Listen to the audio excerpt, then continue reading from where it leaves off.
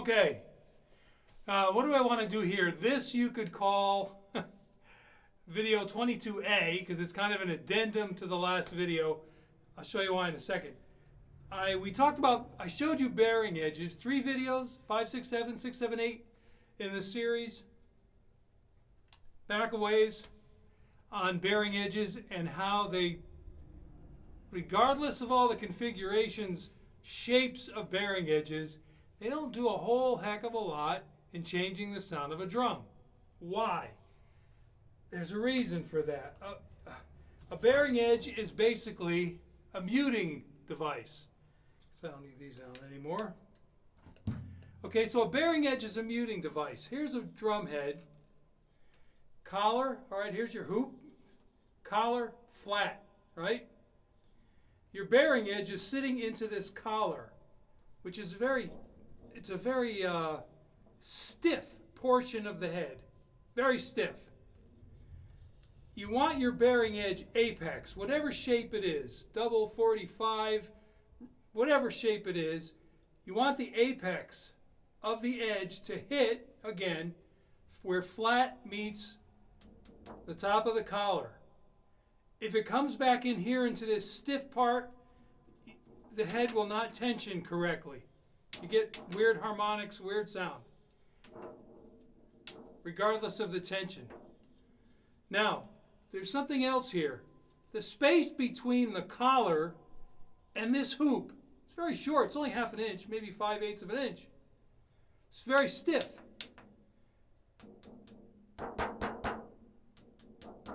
Same pressure. Hear the difference in volume? There's not a whole lot going on back here. So regardless of how much wood touches this collar, how much can it affect the sound when you're talking of a 1/4 of an inch shell wall or something touching this very stiff, okay, you hear it? So this is crimped, shaped into the head. And as a result, there's not a whole lot of melody going on in there, okay? Now watch. This is one of those Drum Factory Direct heads. Nice heads.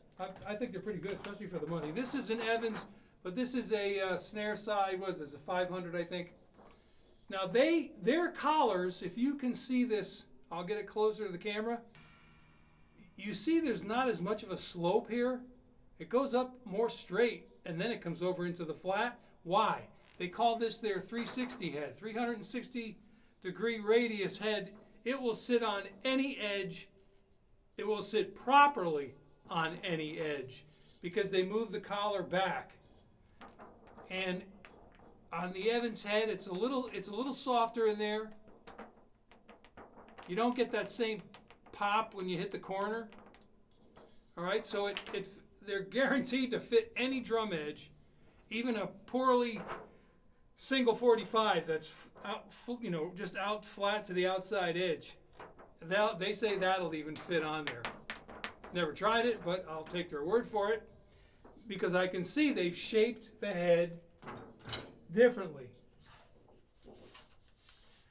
And you can see here, this is an older Remo head, and I frosted it. I'm going to use it for something, but I frosted the underneath.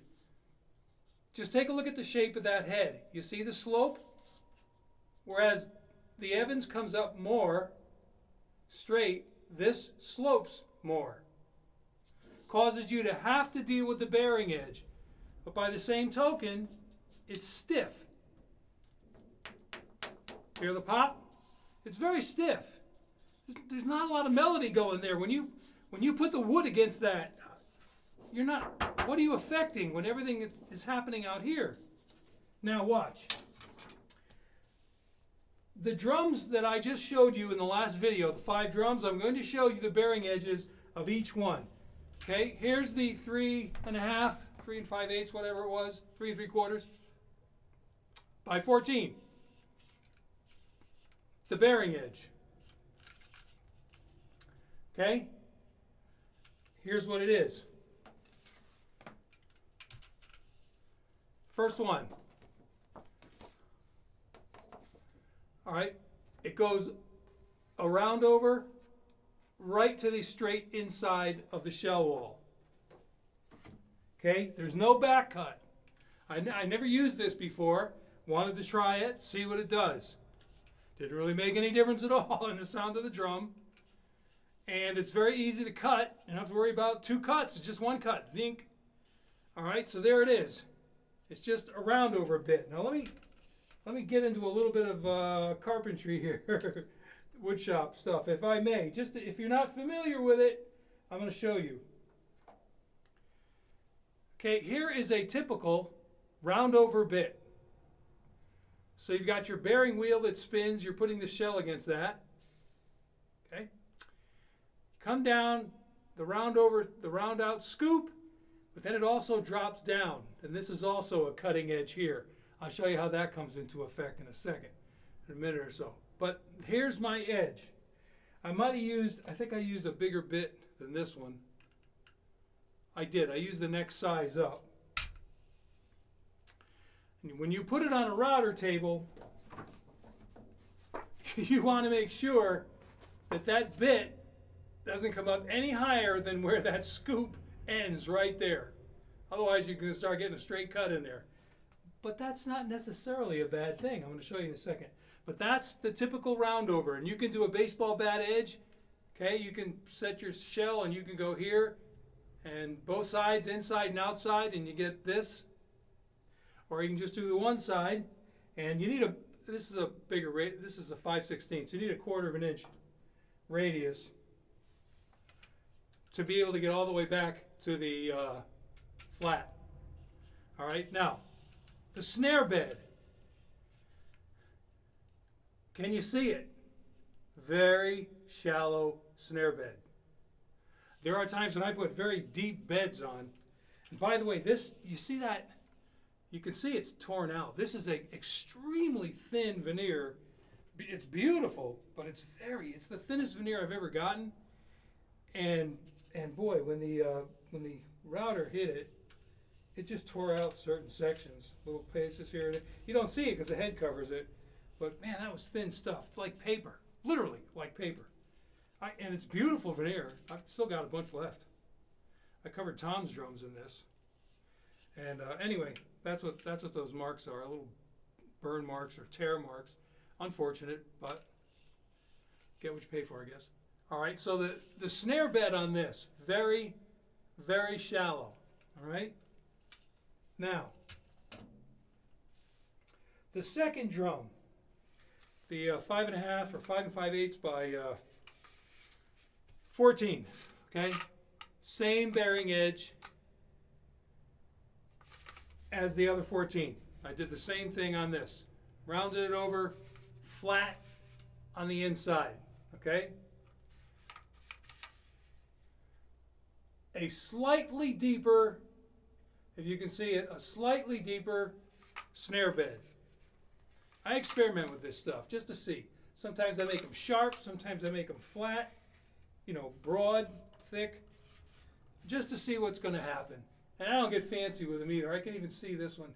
It's got a slight hump in the middle. Very slight, but it's there. So I just take a Dremel tool, go back and forth till I get what I want. All right. But those two edges are the same. All right, now, my little ruby beauty here. Okay, here's the PVC with the oak veneer inside. And this is more of a typical veneer, a little thicker. I get it from Oakwood in Michigan. That's my usual supplier. And the PVC, I'm going to show you in just a second. I get all these little threads. I'm going to show you why. Okay, this edge, all right, there's an obvious 45 back cut. Lean that against me here. All right, where are we? Third edge right here. All right, so there's a 45 back cut on it.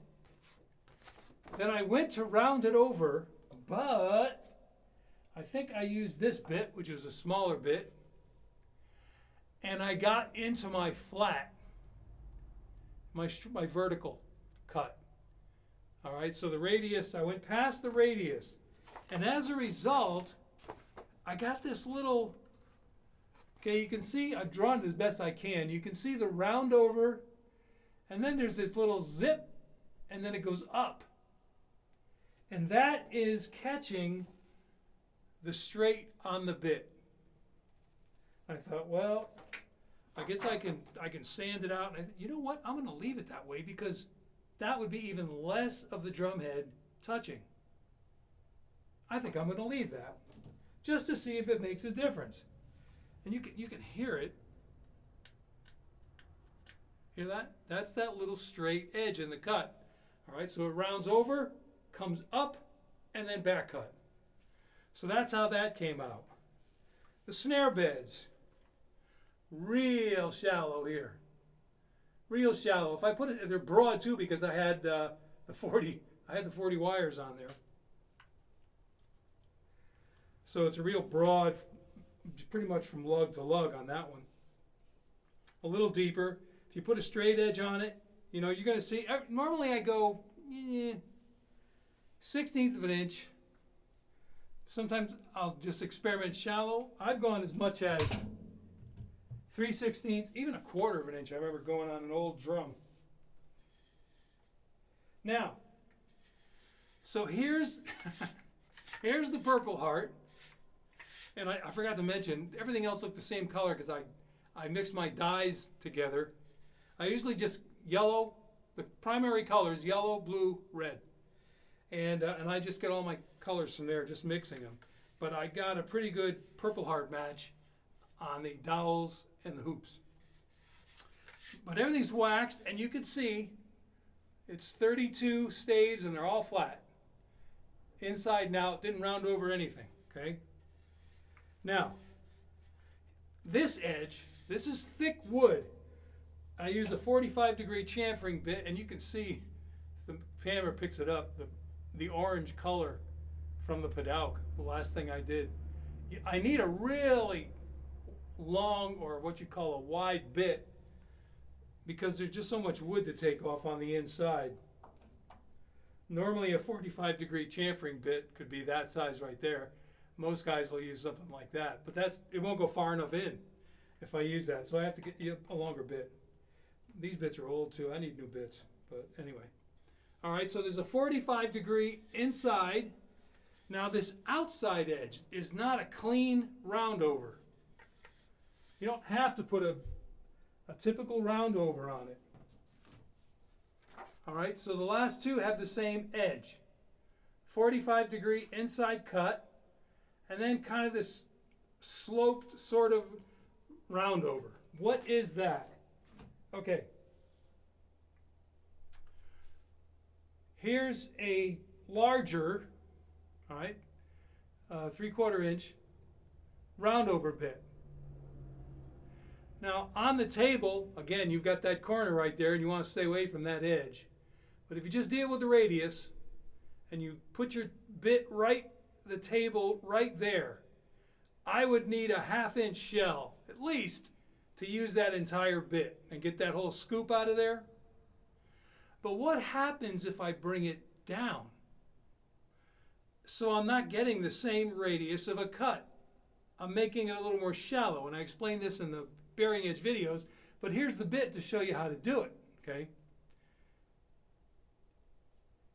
If I bring the bit further down on the table, so not that whole radius is up, then I get that. I don't get this, I get that. That tends to match the shape of a drum head more than the typical round over. So that's what I did. I just put that half kind of round shaped outside edge to it. And I did the same. Oh. Snare bed. Deep. I mean, really deep on this one. It was actually a mistake. And I ended up having to take the shell, move it around on my sandpaper table to take some back, and then I had to redo the bearing edge. And as a result, you can see it's not by much, but this, from this channel out, this channel out, this is thicker. It's higher, right? So I lost a little bit of height on that because of that mistake. And you can see my bits. Look how it burned. Okay, that black spot, all that stuff is all burn marks because the bits, carbide bits, they get old, and they're not cheap. You know, guys, when you go to buy custom drums, I'm not sure about the prices that I see. But I also know that when you're using these really hardwoods, they wear tools out. They do. So a guy is going to get his time, and he's got his wear on his tools. He's going to have to replace things, blades, bits, and stuff. And then, of course, the cost of the materials, and the wood's always going up. But you can see here, nobody would want to sell. I did something interesting here too. I left it lower here. I left it higher here. I just wanted to see how the head would marry to the shell. But the dark marks, no professional doing this every day selling drums is going to sell you a drum with burn marks on it. You shouldn't, anyway. Now, to me, in the channels especially, this bit is probably 30 years old. Don't even use it anymore. Haven't used it in many years. Thought I would try this. I never tried this channeling before. I seen it done and thought, no, that is cool. I mean, that's furniture type stuff. So I set up my router table in a way, and I just rotated it one flat at a time. Lo and behold, I said, well, that came out pretty good. I may do this more. But I got some burn marks in there because it's a very, very old bit. But I think it adds some character to this particular drum. If I was using maple, sycamore, some light colored wood, there's no way you want burn marks. I mean, it's just going to look ridiculous. But that's the nature of DIY. That's, doing it myself. I don't have a professional wood shop. I'm a carpenter. So I have carpentry tools, and whatever wood shop tools I have, I'm not replacing them all the time. But this one has very deep snare bed. The Pedowk, okay, thicker. So I really needed that extra bit space here to be able to get that whole inside cut. I needed the bigger bit. And then I did basically the same thing, slightly different. I can tell. It's not a round over, it's kind of a shaped. All depending on where you place the bit on the table and where the shell hits the bit. Okay. Now, and this one, I think you can see. Did I have two different? Yeah, it's only on this side. I started with one throw off and just a butt end, and that's what those two marks are right there. I filled in the holes, and unfortunately, I filled in darker when I wax it than the rest of the wood. Oh well. But then I put another throw off on it because I just like that drop. If I get my snares tight and drop the one throw off, the snares are going to rattle against the head when I hit the drum. So I always use two of the throw offs. This snare bed, not as broad, not quite as deep. A little deeper, not quite as deep. And these I did. Sometimes I do it on the router table with a chamfering bit. I'll just go in a little bit, which brings down the level, and then I'll just do a little bit of sanding or something, because I don't want the head to hit a sharp edge. If you go too deep, the heads they'll really crinkle where the snares come in.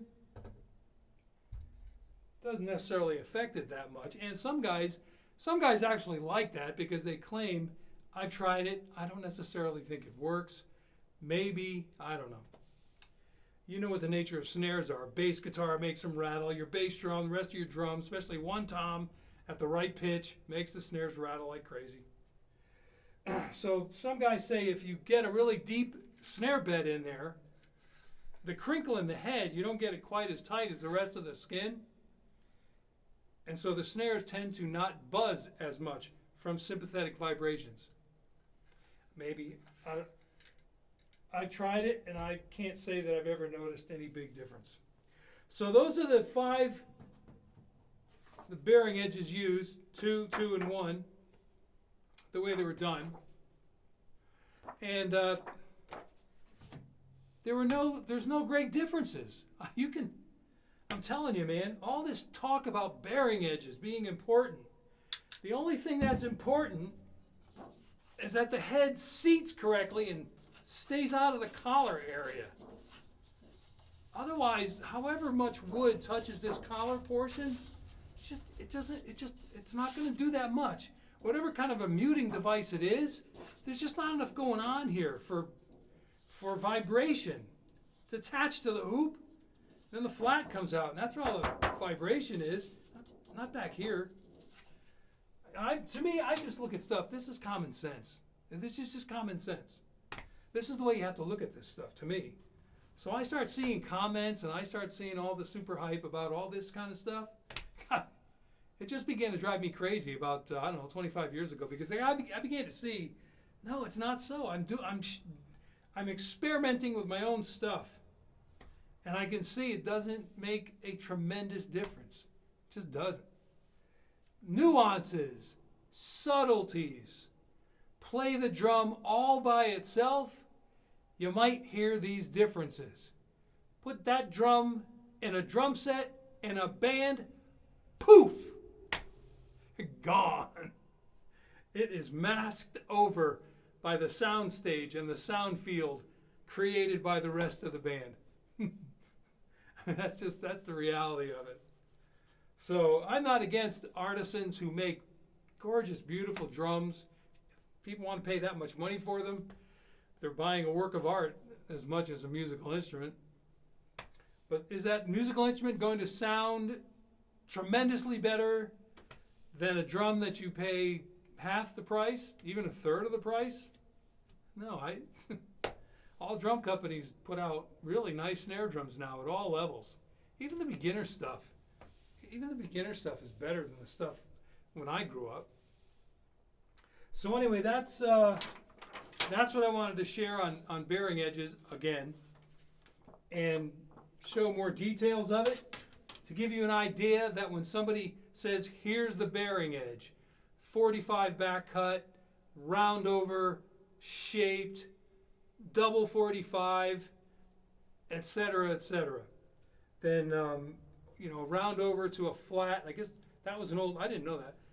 Flat inside wall, rounded over down, is an old Gretsch. I guess that's a Gretsch bearing edge that was used for a long time by Gretsch drums. I didn't know that. I've never owned Gretsch drums, and I've never really seen them up close without heads on, etc.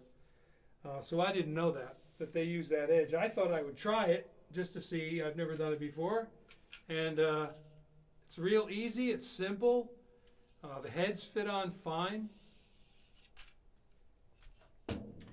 Another thing, I want to bring this up too.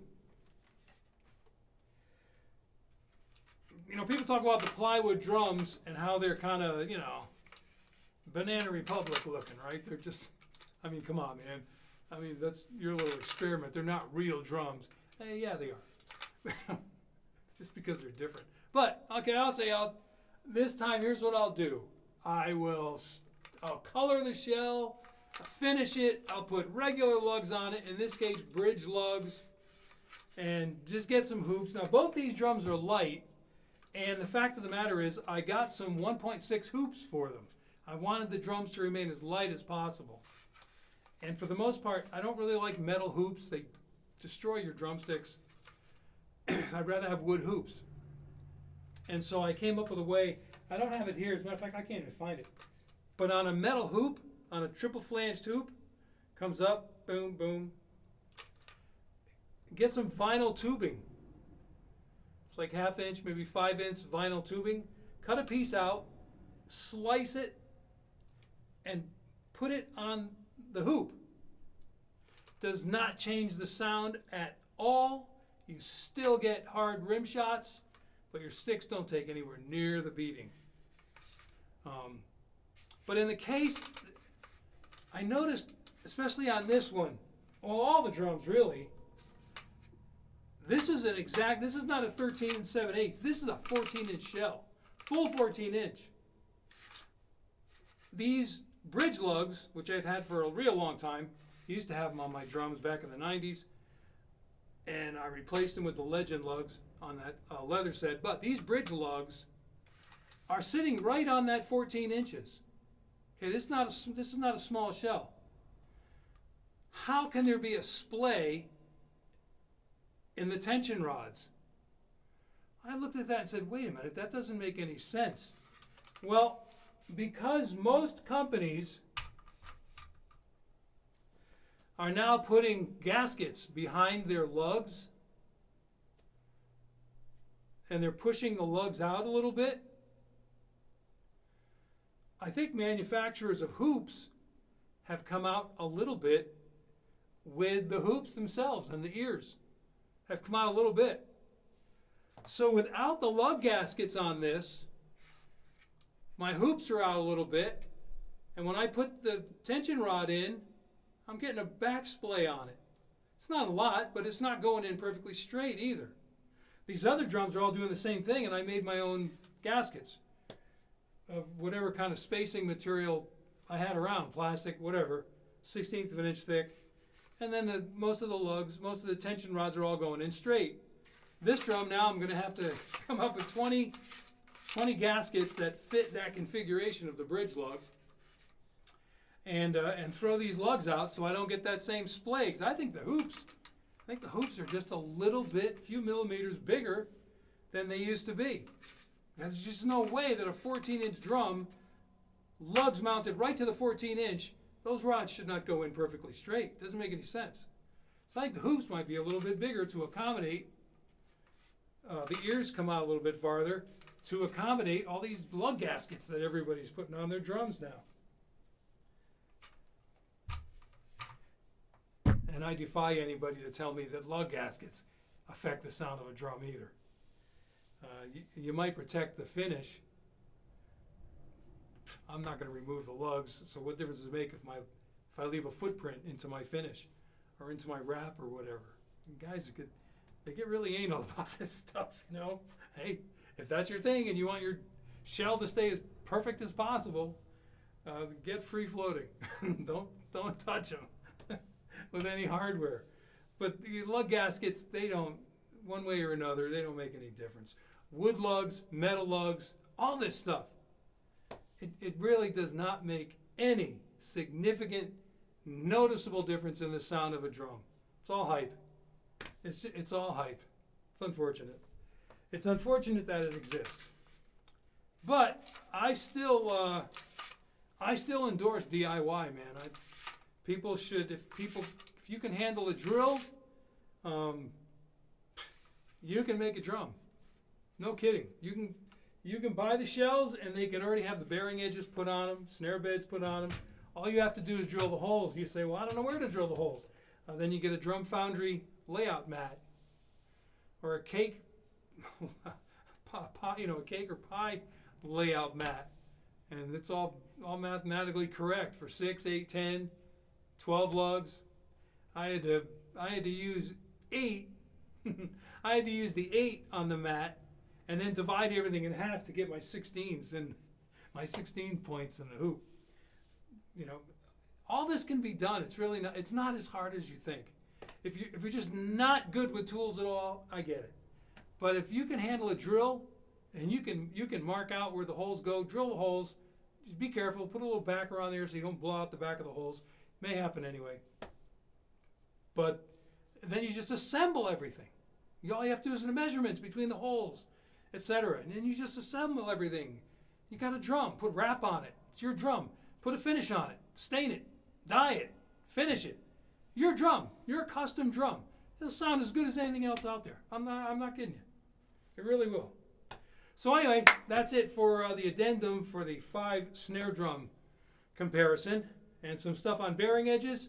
Thank you for watching. We'll see you next time.